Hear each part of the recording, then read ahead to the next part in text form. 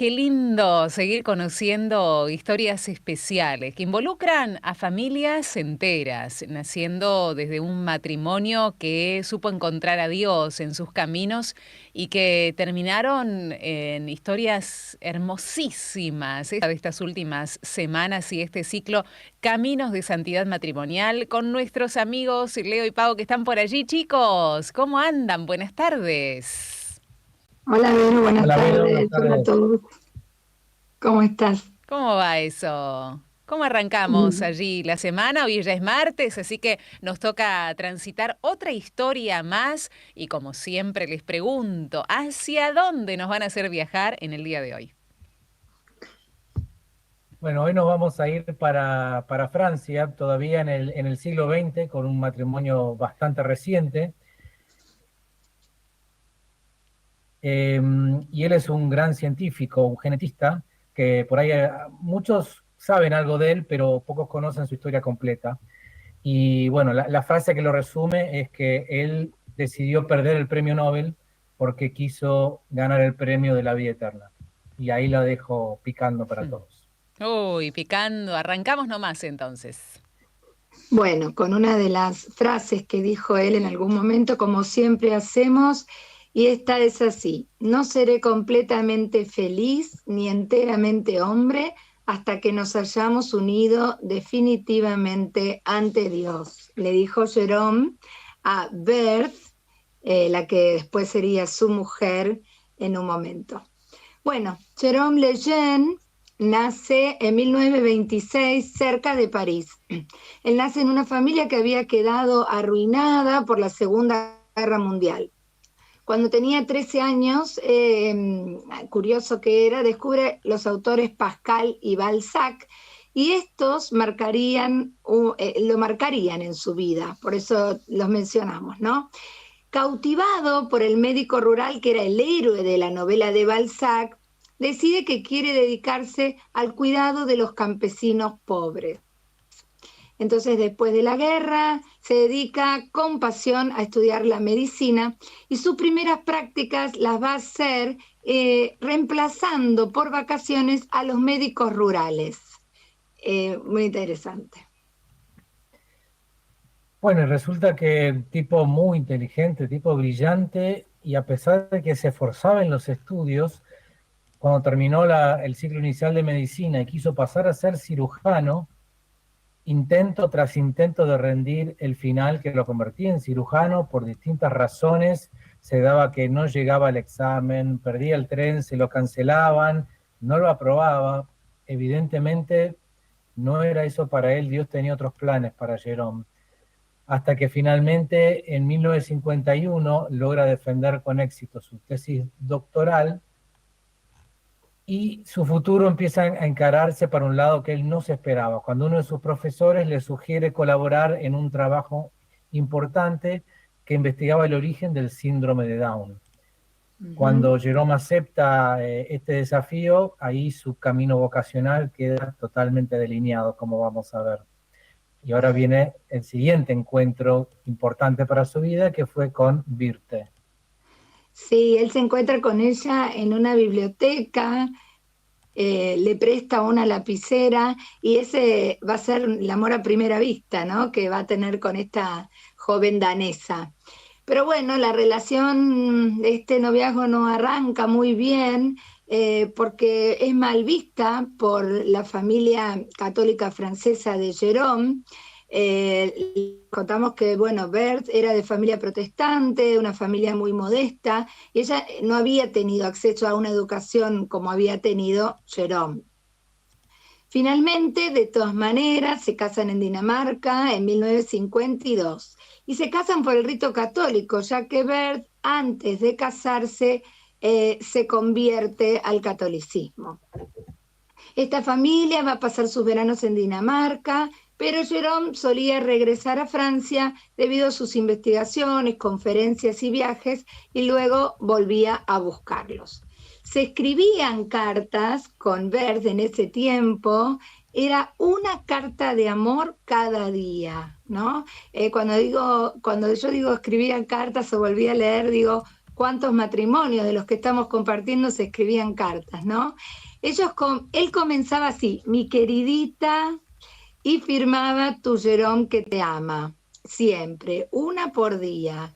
Fue la práctica hasta el final de sus vidas y llegaron a intercambiar 2000 cartas que cuentan 40 años de historia y que Bert guardó en una valijita. Bueno, y Jerome estaba en proceso ya de decidirse a abocarse por completo, dedicar su vida entera a trabajo sobre los niños Down, y se estaba dando cuenta que así iba a resignar un futuro mucho más promisorio, seguramente en otra especialidad científica o médica. Así que él le escribe a Birte en un momento: va a ser una meta apasionante que requerirá grandes sacrificios de nuestra parte, querida. Pero si aceptás una vida bastante precaria, justa y sana, basada en la esperanza, estoy seguro que vamos a llegar. Y digo nosotros, porque solo si vos también caminás, si me ayudás, lograré algo. Sí, su hija Clara escribe años después sobre su madre, ¿no? Con su inteligencia, su memoria de elefante y su curiosidad intelectual, mamá podría haber tenido su propia carrera. Hubiera sido un excelente periodista, pero debió saber muy bien que papá no podía vivir sin ella y que nunca hubiera logrado todo lo que hizo si no lo hubiera tenido a su lado todos los días. Todos los días. No hay duda de que ella siempre fue consciente de vivir al lado de un hombre extraordinario. Vivir con un ser excepcional exige bastante valentía. Afrentas humillaciones, limitaciones económicas, amigas que te abandonan por el activismo de tu marido. Mamá los enfrentó a todos con su fuerza y optimismo, buscando siempre defender y proteger a quien amaba. Si había que ir al frente, siempre estaba al lado de su soldado pro vida. Sin duda, fue gracias a ella también que él nunca bajó los brazos. Bueno, una gran y santa esposa al lado de este gran científico. Y él tiene un momento muy especial en su vida cuando el padre se le agrava el cáncer de pulmón y él lo acompaña en su última etapa, en su agonía. Y esta experiencia hace que empiece a descubrir el rostro de Cristo en cada paciente, ¿no? Le pega muy de cerca. Él sigue investigando y en el 54 lo nombran en la Sociedad Francesa de Genética y como investigador del Centro Nacional de Investigaciones Científicas. Y en estos trabajos en el laboratorio, él logra descubrir que el síndrome de Down estaba originado por la presencia de un cromosoma de más en el par 21.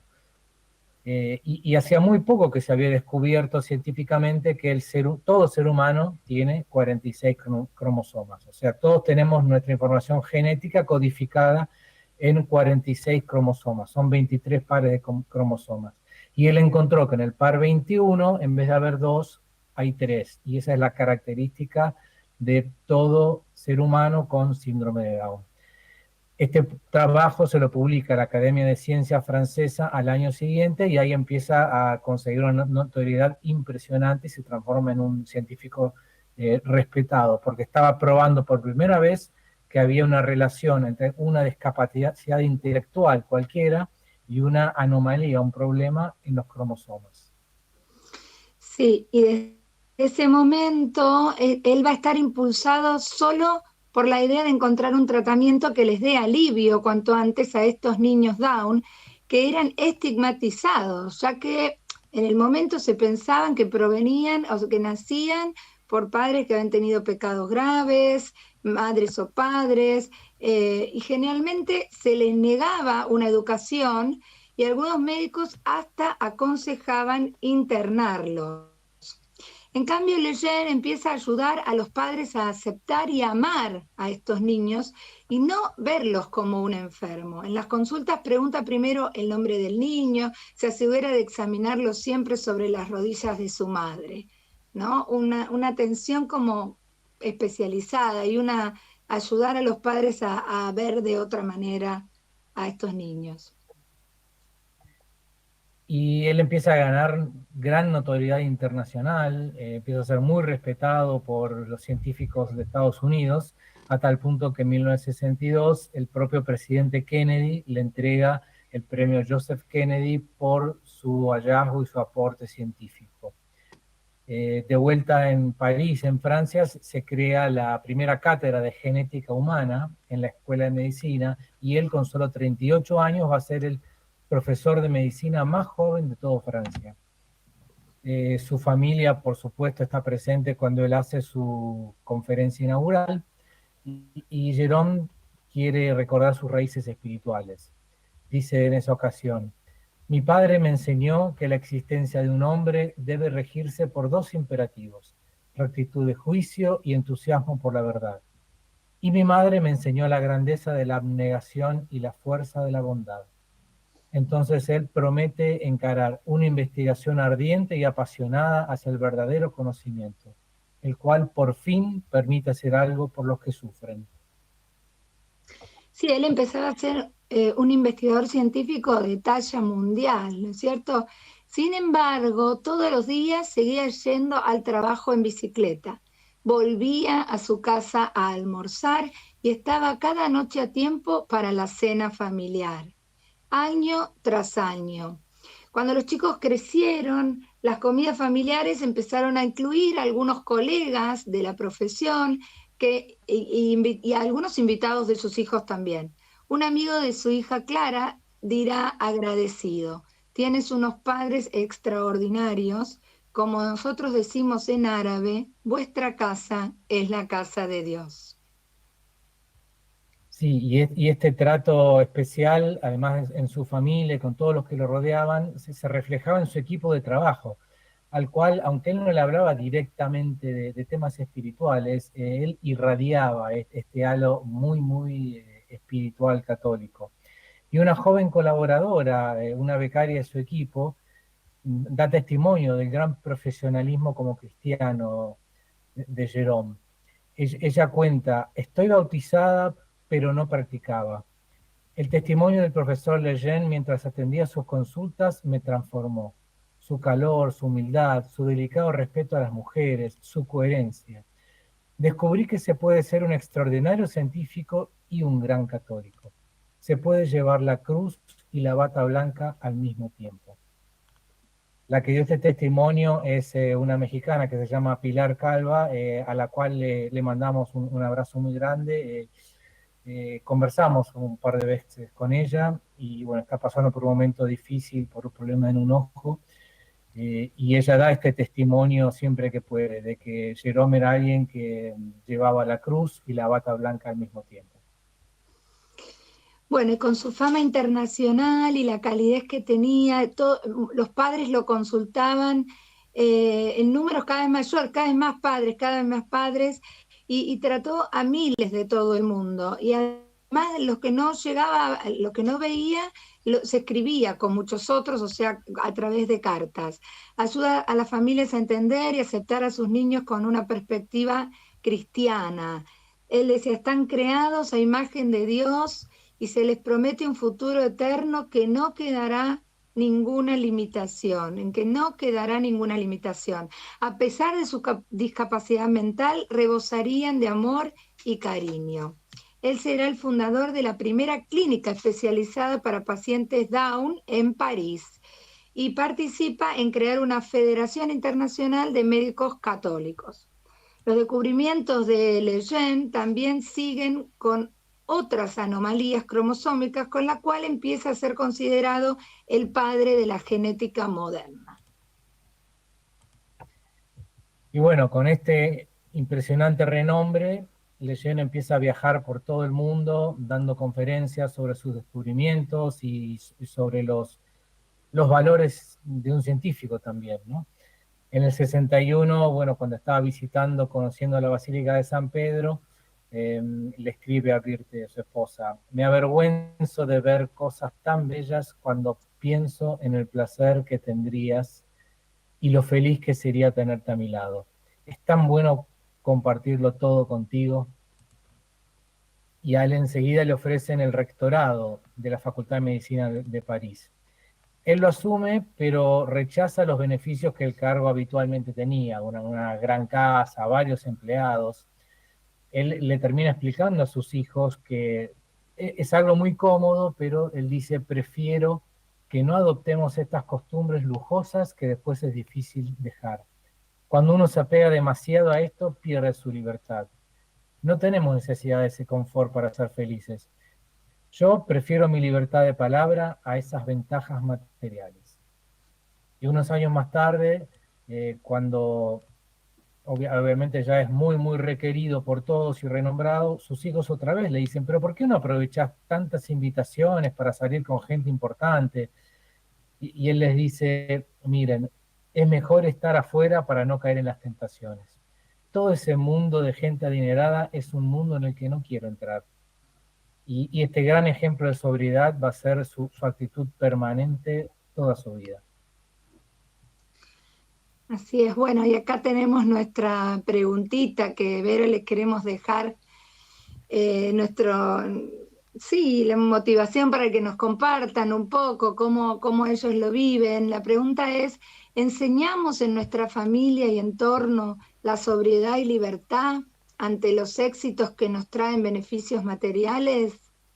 Y los que nos conocen, ¿pueden decir de nuestro hogar que vuestra casa es la casa de Dios?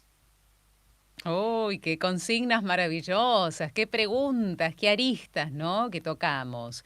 Porque podemos ver si la sobriedad, si la austeridad, ¿no? Uno dice, tengo una austeridad impuesta, pero ¿cómo la sobrellevamos? ¿Con alegría? Con entusiasmo. Entusiasmo significa Dios en ti. Eso significa entusiasmo, ¿no? Con esperanza, con fe. Contagiamos esa misma alegría, entusiasmo y esperanza a los demás, como esta familia que tenía posibilidad de todo, pero dijeron hasta acá, ¿no? No necesitamos tantas cosas. Qué buena la pregunta que están haciendo para poder interpretar cómo estamos viviendo en nuestro hoy, chicos. Sí, a veces qué difícil los hijos, ¿no? Porque justamente en dos oportunidades y en más, los hijos como que te interpelan, bueno, pero ¿y por qué? ¿Y Claro, por qué no claro. aprovechamos? ¿Y por qué no podemos vivir en otra o cambiar, ¿no? Y bueno, como esta era una de las características de él, como para también educar a su familia, ¿no? La sobriedad, en lo poco, en lo importante, en el ayudar al otro. Bueno, siempre seguimos encontrando características similares en todos, ¿no? O sea, Mm. sí. Y esta Así que está otra, Vero, buenísimo de, y poder que la gente pueda, perdón, Pau, pueda recapitular en su propia vida y poder contestar estas preguntas que formulabas para que juntos podamos intercambiar estos corazones lindos que cada tarde en los martes desde hace algunas semanas estamos tratando de hacer, ¿no? Al 3518-171-593. Pau, ahora sí, ¿qué querías agregar? no, esto de vuestra casa es la casa de Dios, ¿no? O sea, nosotros Ah, también como que nos también. quedamos conversando, porque qué cosas nos ayudan a que sí sea, nos ven así, no nos ven, qué cosas nosotros sabemos que no están tan buenas y con esas no nos verían. Entonces te ayuda como a volver a plantearte, ¿no? Un poquito, yo quiero que Dios esté en casa entre nosotros, bueno. ¿Cómo ordeno diferente? Porque todos tenemos que continuamente ir, ¿no? Chequeando y ordenando y poniendo en prioridades.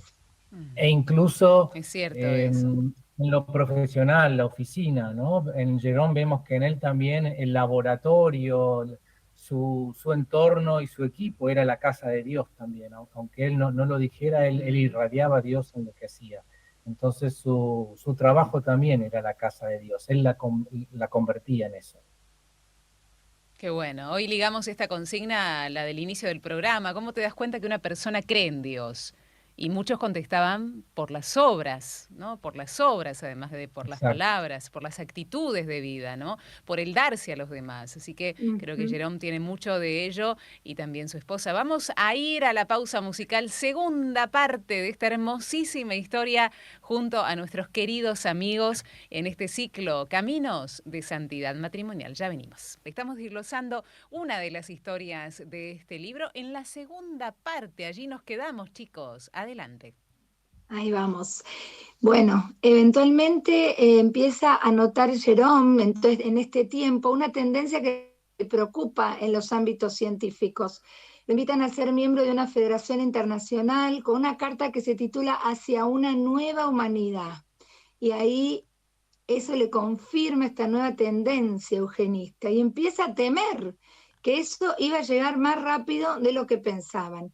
Cae en la cuenta de los riesgos que su descubrimiento trae para los niños Down, ya que se empezaba a recomendar el aborto eugenésico. Se forzaba de allí en más, se va a esforzar y se esfuerza para demostrar que el embrión es una persona. Como un cristiano convencido que era, como venimos viendo, escribe: el día que las mujeres no quieran a sus hijos, ese día ya no habrá virtudes sobrenaturales. Y le escribe hasta al mismo Papa al día siguiente que visita Francia: una sociedad que mata a sus hijos ha perdido a la vez su alma y su esperanza. Así es, Jerome, como el científico tan atento que era también a lo social, empieza a notar algo que no le gustaba nada y los riesgos en lo que él había descubierto. Para los que no conocen el término esto de eugenesia, es como la supuesta depuración de la raza, ¿no? Eh, que son desperdiciables, por decirlo de alguna manera, los más débiles para fortalecer la raza, ¿no? Un concepto tremendo. Y en el 67, a Lerón lo invitan a una asamblea de una asociación médica en Israel, en Tel Aviv, donde bueno, el grupo también aprovecha para recorrer un poco, y en una excursión en el mar de Galilea, ahí él vive una experiencia bastante mística, y él la cuenta así, dice: entré en una capilla, me postré y besé los pasos imaginarios de aquel que estaba allí. Experimenté a un hijo encontrando a un padre muy amado, un padre finalmente conocido, un maestro venerado, un corazón muy santo descubierto. Sentí todo esto y mucho más. Y todo ahí se le funde como en un gran chispazo de amor, los honores, el éxito, el miedo a las opiniones de los demás. En ese momento no queda nada más que él ante el Señor, y es como que él siente que tiene que responder a esa bondad infinita que él está percibiendo. Y sigue el tour llegan a Caná, donde el guía le pregunta al grupo, ¿no? ¿Alguno sabe por qué es famosa la ciudad de Caná? Y ahí, bueno, Jerome agarra el micrófono y cuenta, como cualquiera de nosotros haría, el evangelio sobre el milagro de cuando Jesús convierte el agua en vino durante una boda, y ahí silencio total, ¿no? Hasta que el guía interviene y dice: y esto no es todo, Caná es importante, porque acá están los laboratorios de cosmética de Lena Rubinstein. Y ahí todos descostillándose de risa, riéndose de Jerome, y él silencio, ¿no? No sabe qué hacer con la impotencia para vengar ese insulto que él siente que le acaban de hacer a Cristo mismo, ¿no? Adelante los ojos de él. Y llegan finalmente a Nazaret a visitar la Basílica de la Anunciación. Y hay otra vez todos hablando en voz alta, chistes obscenos sobre la visita del ángel, la virginidad de María, etcétera, etcétera. Él se siente sumamente provocado con todo esto, pero no responde. Entra, sencillamente se persigna y se arrodilla en reverencia de la encarnación que en ese lugar ocurrió. Y esta actitud humilde y valiente hace callar a todos estos burlones, y es una profesión de fe muy fuerte para todos ellos. Entonces ninguno más lo volvería a provocar. Pero sería excluido de este grupo, ¿no? Ellos tenían otra concepción de lo que estaban haciendo ahí. Y por 1969, la Sociedad Estadounidense de Genética le otorga a Jerome la más alta distinción para un genetista. En San Francisco fue donde iba a recibir el premio. Empieza a ver claramente que estaba en proceso de habilitarse el aborto de los niños Down, con el pretexto de lo cruel e inhumano de permitir a estas pobres criaturas que vengan al mundo condenadas a una vida inferior y representando una carga insoportable para sus familias, ¿no? Entre comillas, era lo que decía. Él tenía que exponer entonces frente a sus colegas y tendría el coraje de decir la verdad. Cuando estaba en ese momento y tenía que defender esto, se acuerda del pasaje que dice: en cuanto lo hiciste a uno de mis hermanos más pequeños, me lo hiciste a mí. Y se decide a hablar y explica. Y sus palabras exactas: la naturaleza física del hombre está completamente contenida en el mensaje cromosómico, desde el momento de la concepción. Esto hace del nuevo ser una persona, no un mono, no un oso, un hombre cuya potencialidad física completa ya está contenida en la información de sus primeras células. Nada más se agregará a estas potencialidades que sirvan a su vida intelectual y espiritual. Todo está allí. Y concluye con firmeza: la tentación de matar por medio del aborto a esta pequeña gente es contraria a la ley moral y la genética lo confirma. En ese momento se hizo un silencio sepulcral, no hubo ni un solo aplauso, solo el silencio hostil de los presentes, la élite, su profesión. Jerome había impactado de frente con todos. Sí, son los mismos argumentos que escuchamos también en nuestro país cuando se dio toda la discusión sobre el aborto, ¿no? Tristemente esto se sigue discutiendo si realmente empieza en ese momento la vida y bueno, tanto científicamente como quería probar Jerome, como para todos nosotros católicos, no hay la menor duda de que ahí ya hay un ser humano. Él se retira igualmente muy triste de todo lo que había pasado y le escribe a su esposa, ¿no? Hoy perdí mi Nobel de Medicina, pero se sentía en paz.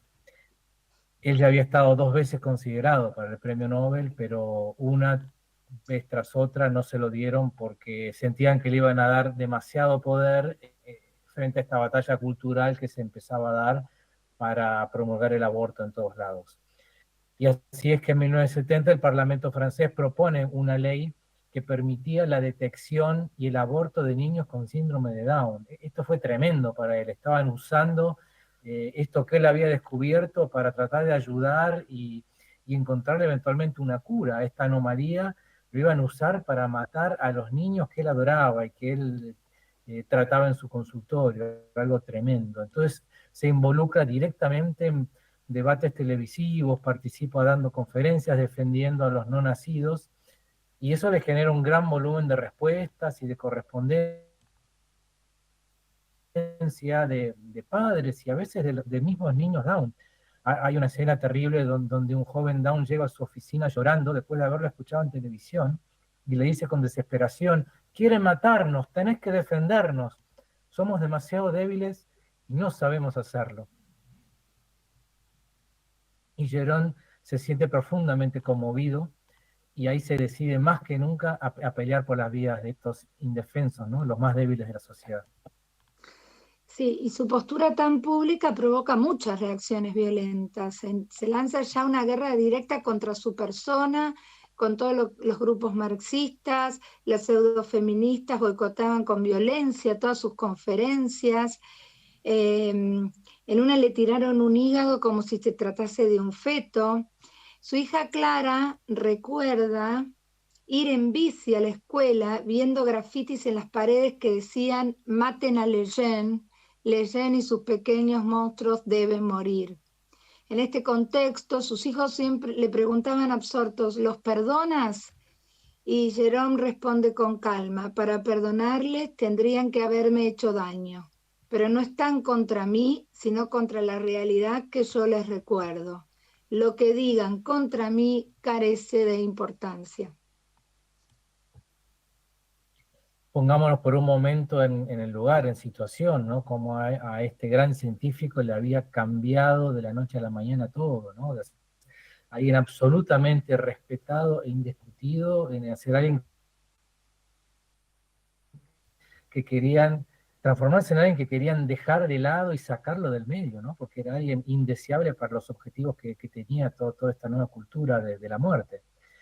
Birte se sorprendía con la tranquilidad y la compostura de su esposo. Él decía ella decía, ¿cómo se las arregla para ser tan apacible y perturbado? Tiene una fuerza interior absolutamente asombrosa. Él hace como si todo dependiera de él y después se abandona como si todo dependiera de Dios. Y gracias al empuje de Birte, se juntan más de 18.000 firmas de médicos que manifiestan su oposición, y ellos logran demostrar así el gran fraude de la campaña mediática que hacía creer que toda la profesión médica estaba apoyando esta ley. Y a eso se unen enfermeras, jueces, profesores, abogados, etcétera, más de 11.000 funcionarios y alcaldes también, ¿no? Y eso hace que el proyecto de ley se descarrile, consiguiéndole más odio público todavía a Jerome.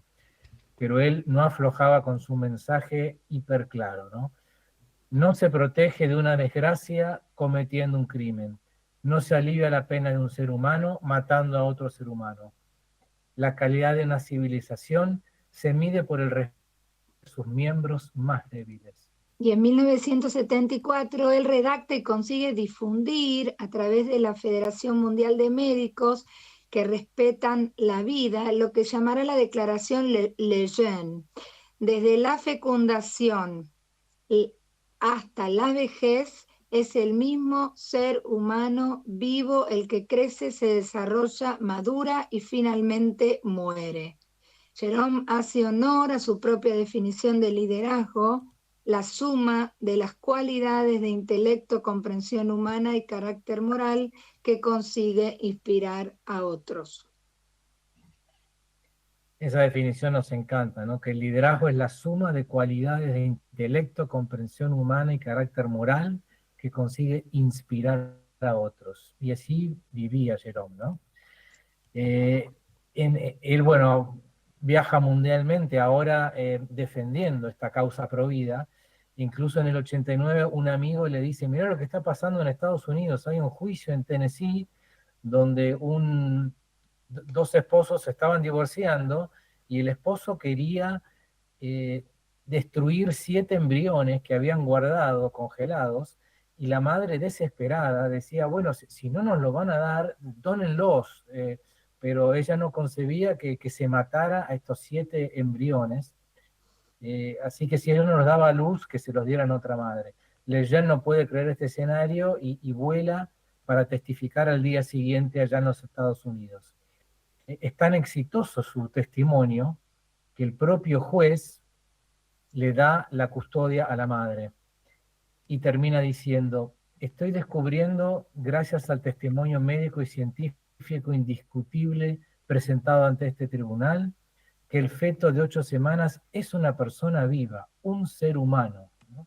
Un juez estaba viendo la luz a través del testimonio de Jerome. Así es. Bueno, y entre tantas ocupaciones, siempre lograba priorizar la Eucaristía. Sus colegas le decían, no sé cómo te las arreglás, en los congresos siempre encontrás tiempo para ir a misa y nosotros nunca. A sus hijos les enseña a honrar la misa ante todo. Él decía, tenemos una cita con el Señor y cuando se ama a alguien no se falla a las citas. Y hasta encuentra tiempo para defender la autenticidad de la sábana santa, cuando se cuestionaba su antigüedad por una datación con carbono 14. Él encuentra un documento del año 1150 en la biblioteca de Budapest que prueba que el sudario es anterior a lo que sugería ese estudio, ¿no? Nada, lo de la prioridad, ¿no? de Jesús, de la Eucaristía y de su religión en su vida, a pesar de todas estas actividades que tenía. Así es, lo que vemos repetidamente en todas estas historias, cómo ponen la Eucaristía en el centro de sus vidas y todo gira alrededor de eso, con lo cual todo alrededor cobra otro valor, cobra el verdadero valor, diría. Y en esta última etapa se empieza a acercar el profesor Lejeune al Papa Juan Pablo II, que lo respeta muchísimo con todo lo que él está haciendo por la causa Provida, que era una de las grandes banderas también, como sabemos, de Juan Pablo II. Así que le asigna varias misiones en representación del Vaticano. Y hasta en aquel terrible miércoles, se acuerdan sin duda, cuando sufre el atentado en el 81 en la Plaza de San Pedro, Juan Pablo II un rato antes había estado comiendo con los Lejeune, compartiendo su mesa, un rato antes del atentado. Sí. Años después, en 1994, Juan Pablo II busca fundar la Pontificia Academia para la Vida y lo nombra a Jerón para presidirla, quiere que él fuera el que la presidiera. Pero bueno, Jerón había sido diagnosticado con cáncer de pulmón justo unos meses antes. Así todo, acepta su destino con sumisión a la voluntad de Dios, ¿no? De siempre haciendo la voluntad de Dios, siente su debilidad, pero nunca se queja. Y al informar al Santo Padre que acepta el nombramiento, sonríe y le dice: moriré en acción, y se esfuerza hasta el final para llegar a escribir los estatutos de la nueva academia. Así es que solamente 2 meses después, el Viernes Santo del año 94, él ya está internado en su etapa terminal, recibe a sus hijos, advierte a sus hermanos, y cuando le preguntan qué quisiera dejar como legado a sus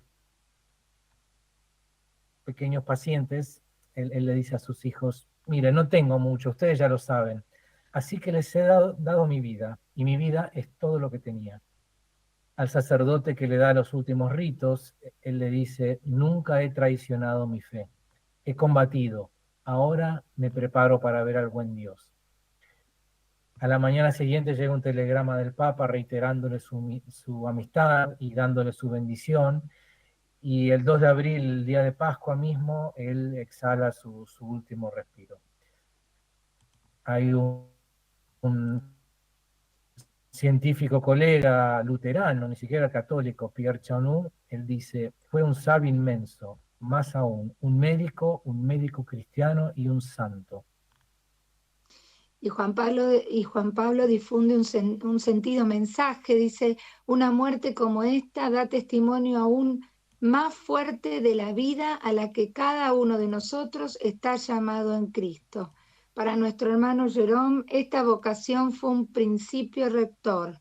Nos enfrentamos a la muerte de un gran cristiano del siglo XX, para quien defender la vida había devenido en apostolado. Unos años más tarde, durante su visita a París para la Jornada Mundial de la Juventud de 1997, Juan Pablo II postergó todos sus compromisos para orar en la tumba de su amigo Jerome.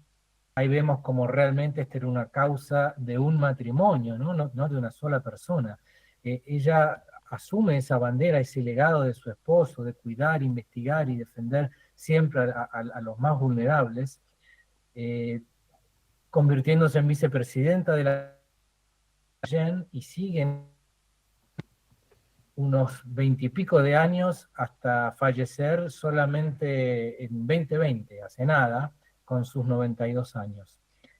Y finalmente es el Papa Francisco quien va a reconocer las virtudes heroicas de Jérôme Lejeune en un día que es muy paradigmático. Para algunos quizá no significa nada y para otros es todo, porque se dio el 21 de enero del año 21, que muchos dicen que esto implica la trilogía del 21, la trisomía del par 21. Fue el día 21 del año 21 del siglo 21. Así que una fecha muy significativa para una persona muy, muy virtuosa que se transformó en venerable, el doctor Jérôme Lejeune. Qué maravilla de historia, por favor. Cuánta riqueza, ¿no? Cuánta entrega.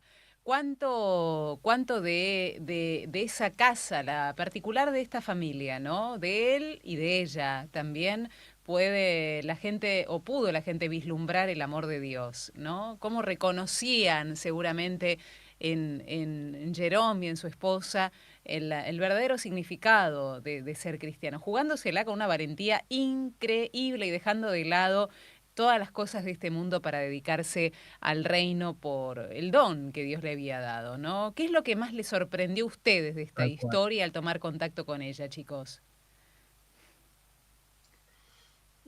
No, por ahí Bueno, la simpleza, ¿no? que vemos para dejar de lado todo un enorme éxito, no solo en lo material, como Claro, hablábamos antes, sino claro, profesional, ¿no? El tema este del premio Nobel y ser un científico mundialmente respetado y de claro. repente, si yo Dejar todo de no lado. estoy dispuesto a negociar claro, así que yo voy a luchar por los verdaderos valores, por lo que realmente importa, aunque pierda todo, pierda mi dignidad, mi respeto, y le traigo un enorme problema a mi familia, lamentablemente, porque ellos eran Mm, vilipendiados y despreciados. Pero esto es lo que realmente valía, ujú. pelear además por estos chicos que no tenían nada y nadie los respetaba y los querían matar. Y él dedica su vida a eso. Impresionante el Los más testimonio con débiles. su vida y con su Sí, profesión. sí.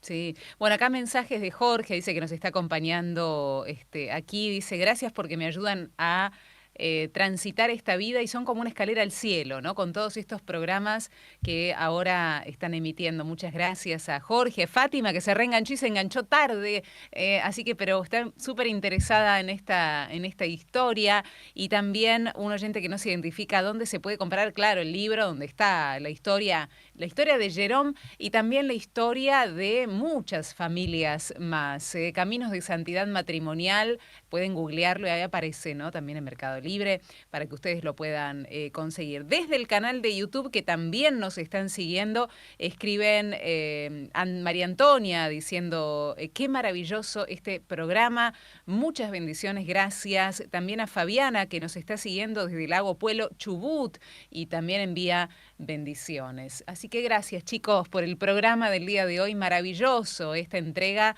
donde, bueno, tomemos estos caminos de santidad para seguir tras estas huellas maravillosas con nuestro propio camino, la invitación de Dios para cada uno de nosotros con estos modelos y con estos ejemplos. Gracias de nuevo a los dos por la presencia en Radio María TV. gracias a vos, pero gracias a ustedes. Un placer. Gracias. Un beso. Beso, Pau, Chao, para chao. Leo y Gracias a para todos Pau, por poder que están. compartir esto. Gracias. Hasta la próxima semana. Leonardo Cosi y Paola Rizuleo. Matrimonio, ellos que han escrito este libro con tanta riqueza, tan maravilloso. Lo estamos desglosando martes tras martes. Nos vamos.